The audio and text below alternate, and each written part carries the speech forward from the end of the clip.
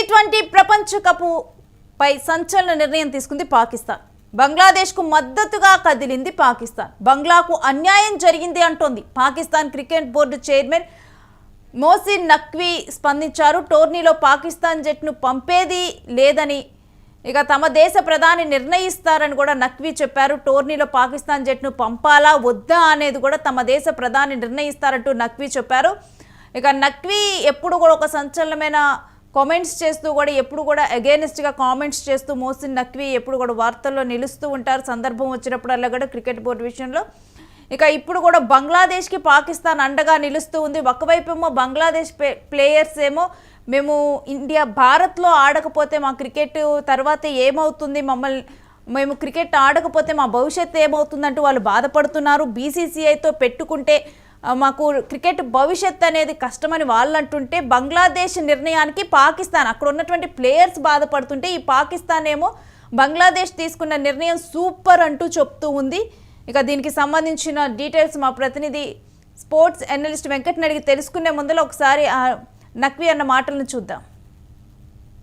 अगर government of Pakistan कहती है कि नहीं खेलना तो वो 22वीं टीम ले आए, फिर जो भी आएगी, बट ये फैसला गवर्नमेंट ऑफ पाकिस्तान ने करना है. Plan A B C D काफ़ी है हमारे पास. 10 मई को भी फैसला हुआ था ना, तो फिर उसके बाद ये नहीं देखा था कि क्या होना है क्या नहीं होना. तो आप बेफिक्र हो जाए. मेरा ख्याल है बांग्लादेश के साथ ज्यादती हुई है और मैंने ICC की बोर्ड की मीटिंग में भी यही कहा था. आप डबल स्टैंडर्ड्स नहीं कर सकते हैं कि एक मुल्क के लिए आप कहें कि जी जो मर्जी जब मर्जी फैसला कर ले और दूसरे मुल्क के लिए टोटली ऑपोजिट फैसला करें.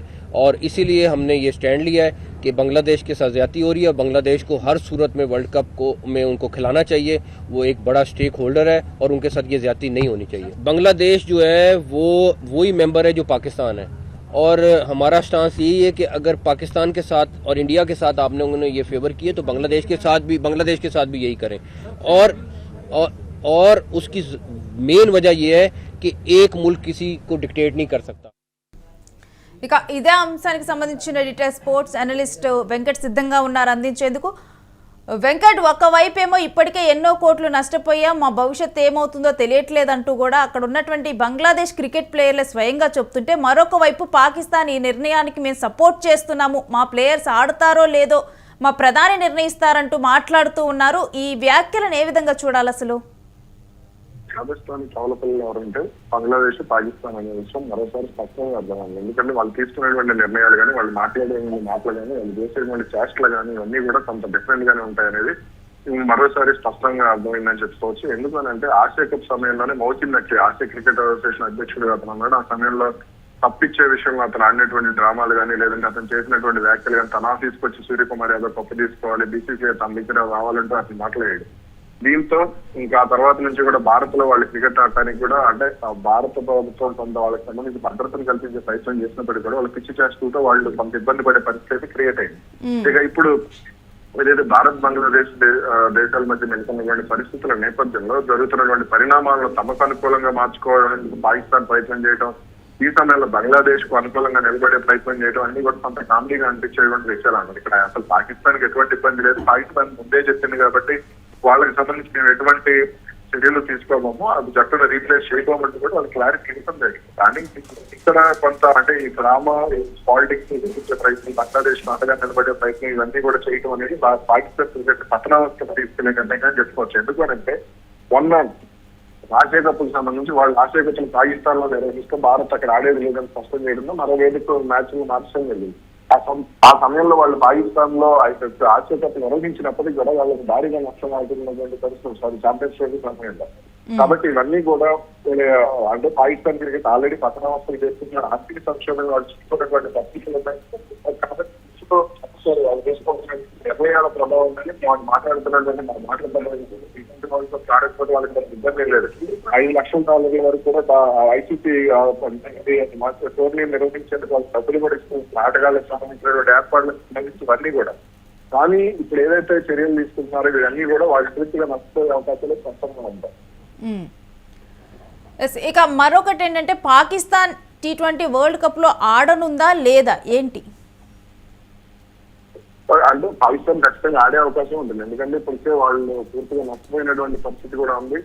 ఆసియా కప్ సమయంలోనే వాళ్ళు టోర్నీలకు సిద్ధం చేసినటువంటి ఛాంపియన్స్ ట్రోఫీకి సంబంధించి వాళ్ళు ఏదైతే టోర్నీలకి మైదానాలను సిద్ధం చేశారో లాహోర్ కానీ లేదంటే ఇతర కరాచీలో కానీ ఇతర ప్రాంతాల్లో పెట్టాలో కానీ ఇవన్నీ సిద్ధం చేశారో వాటి కనీసం నిర్వహణ ఖర్చులు కూడా వాళ్ళకి రాలేదు. అంటే భారత్ వచ్చి ప్రస్తుతం వాళ్ళకి ఆదాయం కూడా భారీగా వచ్చి ఉండేదని వాళ్ళు చెప్తూ వస్తున్నారు. కాబట్టి పాకిస్తాన్ భారీ ఆదాయమే ప్రచార హక్కులు కానీ లేదంటే ఆటగాళ్ళకి ప్రైజ్ మనీ విషయంలో కానీ ఫీజుల విషయంలో కానీ ఇవంతా కూడా బంగ్లాదేశ్ కంటే కూడా పాకిస్తాన్ కు మరింత నష్టం స్పష్టంగా ఉంది. ఎందుకంటే పాకిస్తాన్ మ్యాచ్లకు భారత మ్యాచ్లకు మంచి ఆదరణ ఉంటుంది.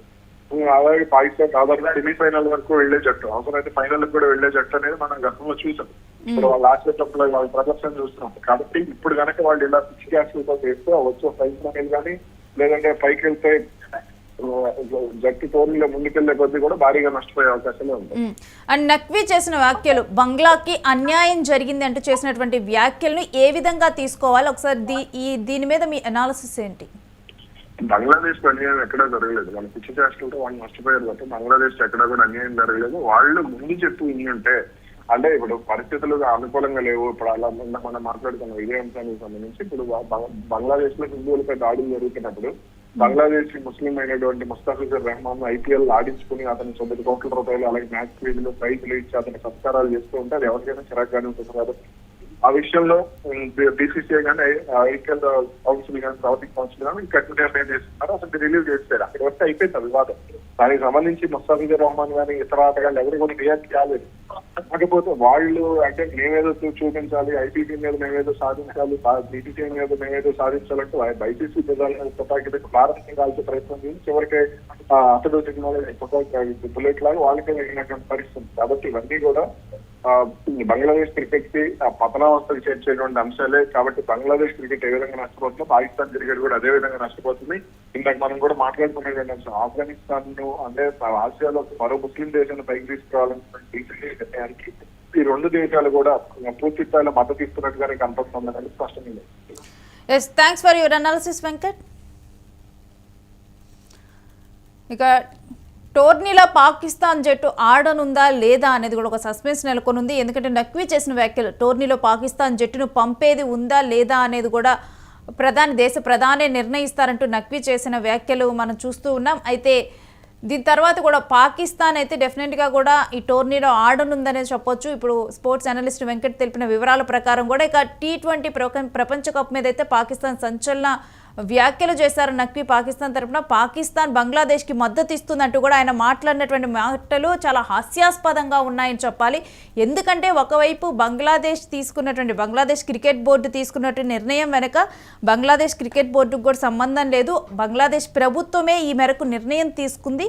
కేవలం ప్లేయర్స్ని లాస్ట్లో తీసుకొని వచ్చి అక్కడ కూర్చోబెట్టి బంగ్లాదేశ్ క్రికెట్ బోర్డు ఈ నిర్ణయాన్ని ప్రకటించడం జరిగిందని ఒక ఇంటర్నేషనల్ మీడియాలో కూడా దీని గురించి మాట్లాడుతూ ఉన్నారు. కాకపోతే ఎవరైతే ప్లేయర్స్ ఈ విషయాలను చెప్పారో వాళ్ళ పేర్లను చెప్పకుండా ఉన్నారు.